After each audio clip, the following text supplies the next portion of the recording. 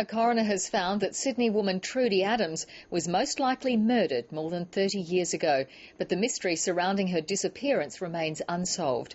The 18-year-old was last seen leaving Newport Surf Club on Sydney's northern beaches in 1978.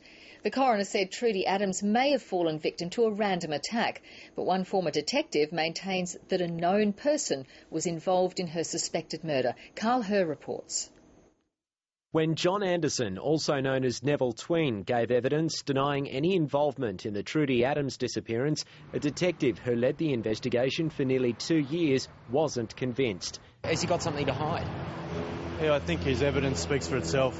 Anderson was jailed over the armed sexual assault of another man and is a suspect in a series of rapes on young women in the 1970s.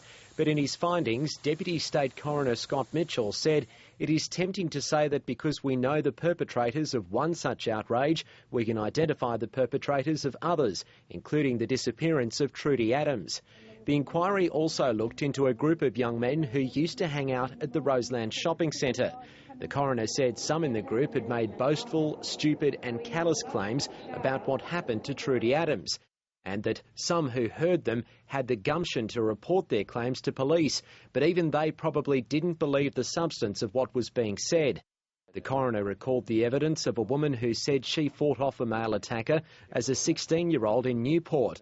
In those days, there was a lot of random predatory behaviour directed against young women in the Northern Beaches area. Perhaps Trudie Adams fell victim to such a random attack by somebody of whom police have never heard.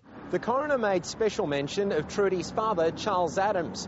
He described his evidence as brave and generous, and his presence at the inquest as a mark of huge love and respect for his missing daughter. While the coroner did determine that Trudie Adams must have met with foul play, many more of her family's questions remain unanswered. Carl Herr, ABC News.